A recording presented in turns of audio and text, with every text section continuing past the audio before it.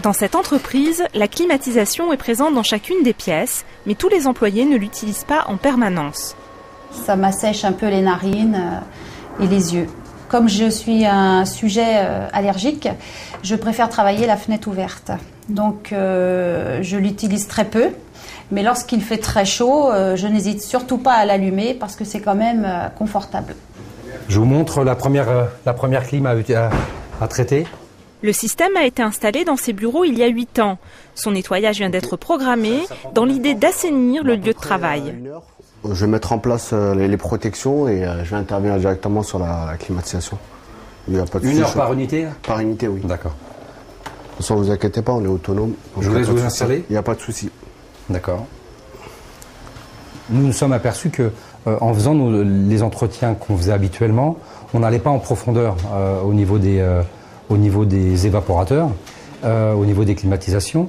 Et donc, il restait des bactéries, il restait de la saleté, de la crasse. Et donc, on avait besoin d'aller un peu plus en profondeur pour rendre vraiment le matériel le plus simple possible. Aujourd'hui, le nettoyage ne va pas se limiter au filtre de la climatisation. Le technicien va intervenir là où s'amalgament poussière, moisissures et même bactéries transportées par l'air. Nous intervenons après la filtration du système, c'est-à-dire dans toutes les parties de traitement de l'air, les parties aéroliques, donc comme les turbines, les batteries d'échange d'air et les bacs où les saletés viennent s'accumuler. Donc là, en fait, je viens de finir la phase de dégraissage.